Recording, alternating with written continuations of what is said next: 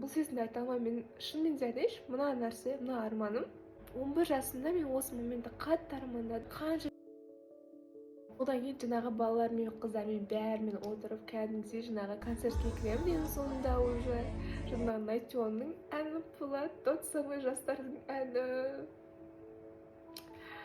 тот самый карта желаниямдағыдай. Просто ол кісілерді мен жақыннан көрмеген, бірақ ана жерде вип-зонада тұрған кезде сезімді түсініп тұрсыңдар ма?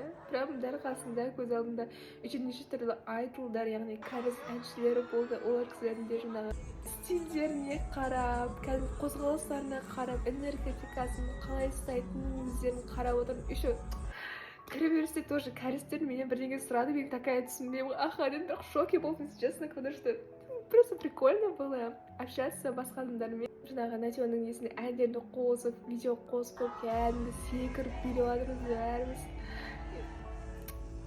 Шүкір, шынымен де жаңағы болып жатқан нәрсе тура менің карта желаниям тұр, тағы да если что қысырып кетемін осы жерге.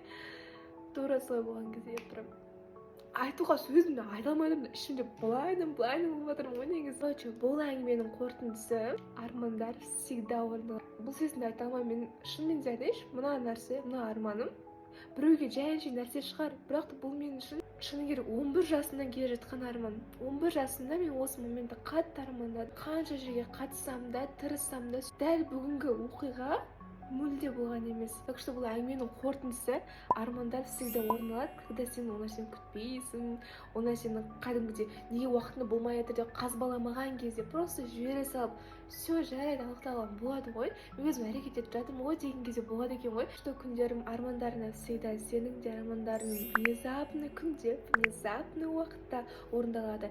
Так что мен всегда өзім блогымда жаңағы армандардың орындалуы жайлы, стилистика жайлы, өзім шынайы жаңағы өмір салтым туралы айтатын боламын көбірек. Таңда күндерім сендер осы нәрсе қызықтырса, міндетті түрде маған тіркеліп кетіңдер, және де комментарийда қандай армандарың бар, не нәрсе армандайсыңдар, сол туралы жазып кетіңдер, бірімізге тілекші болып армандарыңа әумин деп қояйын.